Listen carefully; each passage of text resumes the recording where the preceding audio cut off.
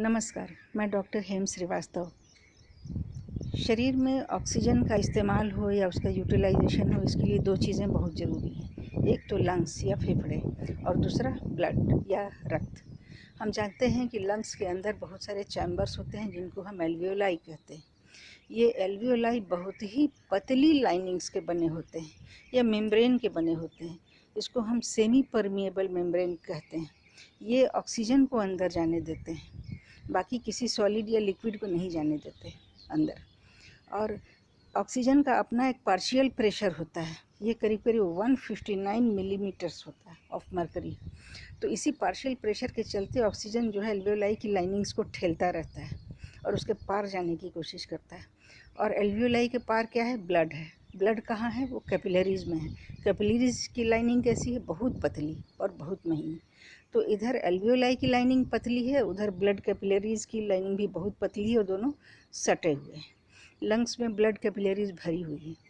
तो जब ऑक्सीजन अपने पार्शियल प्रेशर के चलते एल्वियोलाई को धक्का देता है तो वो वहाँ से पार करके कैपिलरीज में घुस जाता है, क्योंकि दोनों की लाइनिंग बहुत पतली है, ऑक्सीजन घुस सकता है। उसके बाद ब्लड में आते ही उसको ट्रैप करने के लिए, उसको पकड़ने के लिए हीमोग्लोबिन तैयार है ब्लड के अंदर। हीमोग्लोबिन में 4 आयरन एटम्स होते हैं। एक मोलिक्यूल हीमोग्लोबिन में 4 आयरन एटम्स होते हैं। हीमोग्लोबिन का फॉर्मूला है C3032842N780S8Fe4। तो ये है हीमोग्लोबिन का फॉर्मूला। इस तरह से उसमें लास्ट में है Fe4, आयरन 4। तो इस 4 बॉन्ड्स में वो 4 मोलिक्यूल ऑक्सीजन कैरी करता है। एक मोलिक्यूल हीमोग्लोबिन 4 मोलिक्यूल ऑक्सीजन को ट्रैप करके वो ब्लड में ले लेता है। तो इस तरह से लाखों हीमोग्लोबिन मोलिक्यूल्स लाखों ऑक्सीजन को कैरी करते हैं और इसको ले करके जाते हैं टिश्यूज़ तक, सेल्स तक, जहाँ की इसका काम होता है। इसका काम क्या है? डाइजेस्टेड फूड को ये ऑक्सीडाइज करता है। ऑक्सीजन हमेशा जलाने के काम में आता है, ऑक्सीडाइज करने के काम में आता है। तो डाइजेस्टेड फूड को ये ऑक्सीडाइज करता है, वहाँ पर पैदा होता है कार्बन डाइऑक्साइड, और कार्बन डाइऑक्साइड इसी तरह से फिर हीमोग्लोबिन की शरण में जाता है। हीमोग्लोबिन का ऑक्सीजन से जब एडिशन होता है तो इस स्ट्रक्चर को कहते हैं हम ऑक्सी हीमोग्लोबिन, और जब पैदा हुए कार्बन डाइऑक्साइड से इसका संयोग होता है तो कहते हैं कार्बोक्सी हीमोग्लोबिन।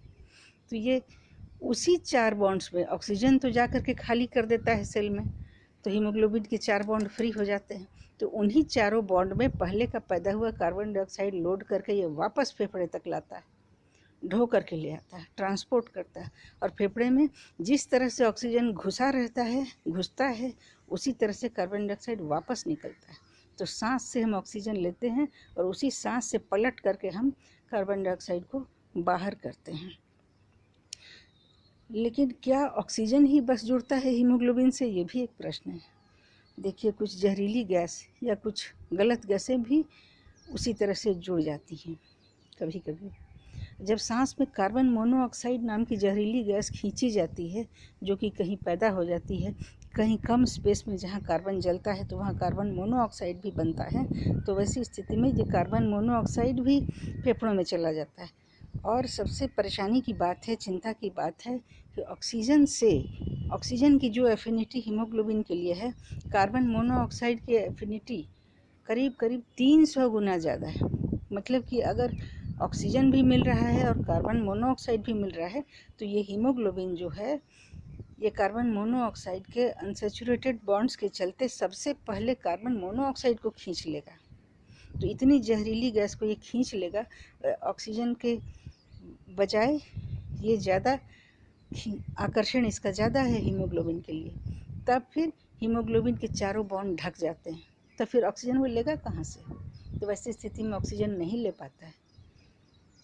ऑक्सीजन नहीं लेने के चलते आदमी की मौत हो जाती है और बहुत विचित्र बात है कि ये कार्बन मोनोऑक्साइड का गुण है कि जब ये खींची जाती है सांस से और जब ये ऑक्सीजन की जगह को छेंक लेती है, हीमोग्लोबिन के चारों बॉन्ड्स को जब ये ले लेती है, कैप्चर कर लेती है और ऑक्सीजन के लिए स्पेस नहीं छोड़ती है, वैसी स्थिति में मनुष्य को पता भी नहीं चलता है। मनुष्य को नहीं पता चलता है कि वो सांस के बिना मर रहा है। वो एक बहुत अच्छी लगने वाली चेतना दूसरी चेतना में चला जाता है। उसे सांस की दिक्कत नहीं महसूस होती है, बल्कि उसे बड़ी अच्छी नींद महसूस होती है। इस नींद में वो सो जाता है और उसके बाद वो सदा के लिए सो जाता है। यही वजह है कि बंद कमरे में आप अंगीठी जलाएं या आप कार का इंजन चालू रखें और गैराज में बंद हो जाएं तो कम स्पेस में ज़्यादा कार्बन जलता है और कार्बन मोनोऑक्साइड पैदा होता है, और वहाँ पर लोगों को पता भी नहीं चलता है कि हम मर रहे हैं।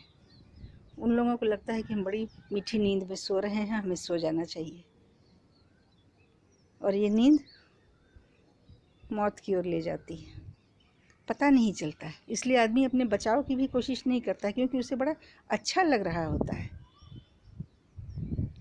फिर मिलते हैं इसी तरह के तथ्यों के साथ।